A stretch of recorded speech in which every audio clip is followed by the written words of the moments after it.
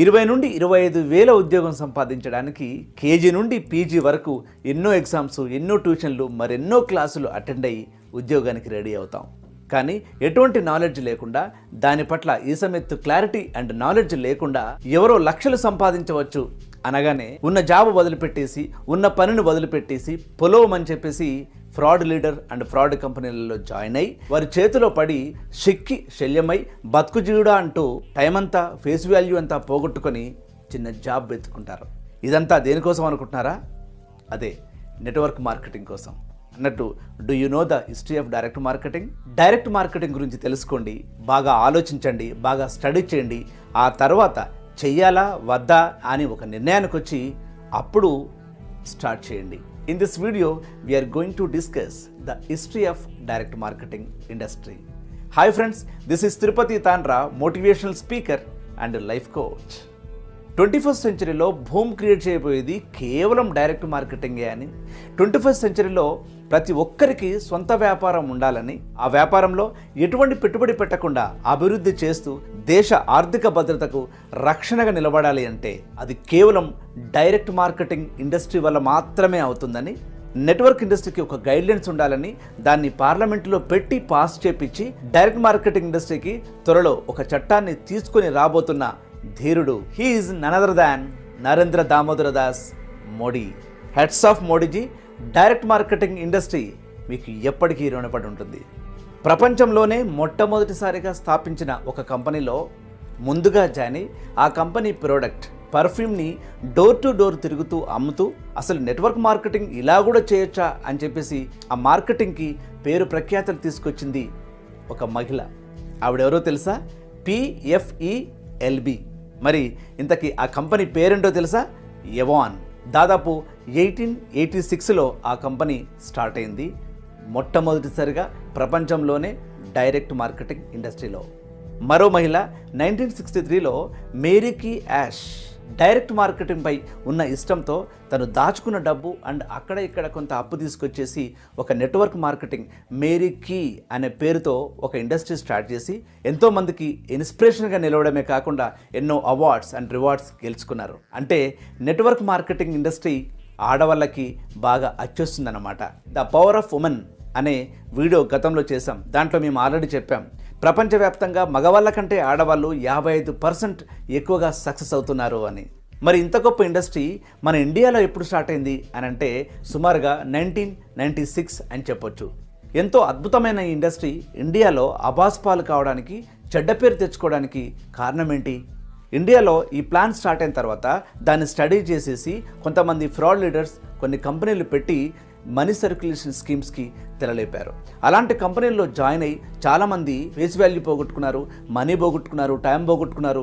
నాకు తెలిసి చాలామంది సూసైడ్ కూడా చేసుకున్న వాళ్ళు ఉన్నారు. అలాంటివి ఇంకా ముందు ముందు జరగకుండా ఉండాలంటే, ప్రాస్పెక్టర్స్కి ఒక రక్షణ ఇవ్వాలంటే, డైరెక్ట్ మార్కెటింగ్పై ప్రాస్పెక్టర్స్కి ఒక నమ్మకాన్ని కల్పించాలంటే ఖచ్చితంగా ఒక అసోసియేషన్ కావాలని చెప్పి 1996లో ఇండియాలో IDSA ఫామ్ అయింది.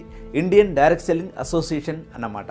దీంతో పాటుగా 2011లో federation of direct selling association అనేది ఇంకొకటి ఫామ్ అయింది. ఇంటర్నేషనల్గా ఆర్ నేషనల్గా ఎవరైనా ఇండియాలో డైరెక్ట్ సెల్లింగ్లో వర్క్ చేయాలంటే ఖచ్చితంగా IDSA పర్మిషన్ తీసుకోవాలి. కేవలం ఇండియా వైడ్గా స్టార్ట్ చేస్తున్న కంపెనీలు ఏవైనా కూడా జెన్యూన్గా ఉంటే FDSA పర్మిషన్ తీసుకోవాలి. ఇలా ఈ రెండు అసోసియేషన్స్ ఇండియాలో డైరెక్ట్ సెల్లింగ్ విస్తరించడానికి ఎంతో కృషి చేస్తున్నాయి. ఏ కంపెనీ అయినా ఇండియాలో డైరెక్ట్ మార్కెటింగ్ ఇండస్ట్రీలోకి రావాలనుకుంటే IDSA పర్మిషన్ లేదా FDSA పర్మిషన్ తీసుకోవాలి. ఈ రెండు అసోసియేషన్స్లో ఏ అసోసియేషన్ మెంబర్షిప్ ఉన్నా కూడా అది 99% అది జెన్యూన్ కంపెనీ అని మనం చెప్పుకోవచ్చు. అయితే ఈ రెండు organization non political, non profit organizations. ఈ రెండు ఆర్గనైజేషన్స్ డైరెక్ట్ సెల్లింగ్ మార్కెటింగ్కి ఒక గైడ్లైన్స్ ఇవ్వాలి అని చెప్పేసి సెంట్రల్ గవర్నమెంట్ని ఎంతో రిక్వెస్ట్ చేసింది, ఎన్నో వినతి పత్రాలు సమర్పించింది. 2015 సెంట్రల్ గవర్నమెంట్ ఈ డైరెక్ట్ సెల్లింగ్ ఇండస్ట్రీపై ఒక రిపోర్ట్ తయారు చేయాలని ఒక మినిస్ట్రీని అపాయింట్ చేసింది. ఆ మినిస్ట్రీ ఒక రిపోర్ట్ ఇచ్చింది.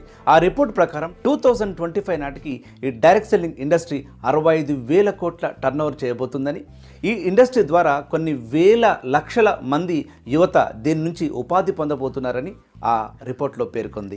2016 19 సెప్టెంబర్ ఒక పెద్ద పండగ డైరెక్ట్ మార్కెటింగ్ ఇండస్ట్రీలో పనిచేసే వాళ్ళందరికీ. ఎందుకనంటే ఆ రోజు సెంట్రల్ గవర్నమెంట్ గైడ్లైన్స్ ఇచ్చిన రోజు. సెంట్రల్ గవర్నమెంట్ ఏదైతే గైడ్లైన్స్ ఇచ్చిందో దాన్ని బేస్ చేసుకొని ఏపీ, తెలంగాణ, సిక్కిం, ఛత్తీస్గఢ్ రాష్ట్ర ప్రభుత్వాలు గైడ్లైన్స్ పాస్ చేశాయి. సెంట్రల్ గవర్నమెంట్ డైరెక్ట్ సెల్లింగ్కి ఒక గైడ్లైన్స్ ఇచ్చిన ఇంకా ఫ్రాడ్ కంపెనీలు, ఫ్రాడ్ లీడర్స్ జనాల్ని చీట్ చేస్తూనే ఉన్నారు. ఈ మధ్యలో ఎన్నో money circulation schemes and crypto currency, digital currency అన్న మనీ సర్క్యులేషన్ స్కీమ్స్ వచ్చి జనాలపై కుచ్చుటోపి పెడుతూనే ఉన్నారు. చాలామంది అందులో డబ్బు పెట్టి ఈజీ మనీ కోసం అటువైపుకు వెళ్ళి మోసపోతూనే ఉన్నారు. Please take care of with crypto currency that is illegal in India. ఇలాంటి మనీ సర్క్యులేషన్ స్కీమ్స్ని అరికట్టడానికి సైబర్ పోలీస్ ఎప్పటికప్పుడు ప్రయత్నాలు చేస్తూనే ఉన్నారు. మెరుపు వేగంతో దాడి చేసి వారిని మూసేస్తూనే ఉన్నారు, క్లోజ్ చేస్తూనే ఉన్నారు.